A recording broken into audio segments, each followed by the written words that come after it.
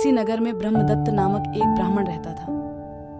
एक बार किसी काम से उसे दूसरे गांव जाना पड़ा।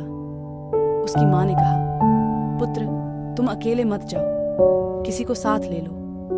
ब्राह्मण ने कहा, माँ, इस रास्ते में कोई ऐसा डर नहीं है, मैं अकेला ही चला जाऊंगा। फिर भी चलते समय उसकी माँ एक केकड़ा पकड़ लाई और बोली, तुम्हें जाना ही है तो इस केकड़े को साथ ले जाओ, 1 से 2 भले, समय पड़ने पर काम आएगा।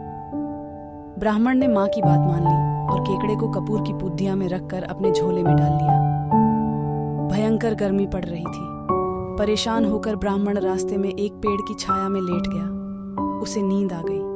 उसके सो जाने पर उस पेड़ के नीचे बिल से एक सांप निकला। वह ब्राह्मण के पास आया तो उसे कपूर की गंध आने लगी। वह ब्राह्मण के झोले में घुस गया और कपूर की पुद्दिया मुंह में भरकर उसे निगलने का प्रयत्न करने लगा।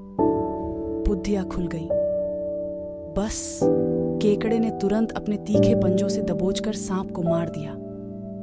ब्राह्मण की आंख खुली तो वह हैरान रह गया। कपूर की पुद्दिया के पास ही मरे हुए सांप को देखकर वह समझ गया कि केकड़े ने ही सांप को मारकर उसकी जान बचाई है। उसने सोचा, अगर मैं माँ की आज्ञा न मानता और उस केकड़े को साथ न लाता तो आज मेरी जान नहीं बचती।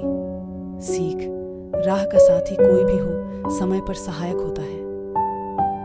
कहानी सुनाकर चक्रधर ने कहा, इसलिए कहता हूं कि यात्रा में कोई दुर्बल व्यक्ति भी साथ हो तो वह समय पर सहायक होता है।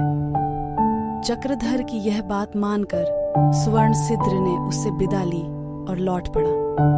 प्लीज लाइक और चैनल को सब्सक्राइब कर दो।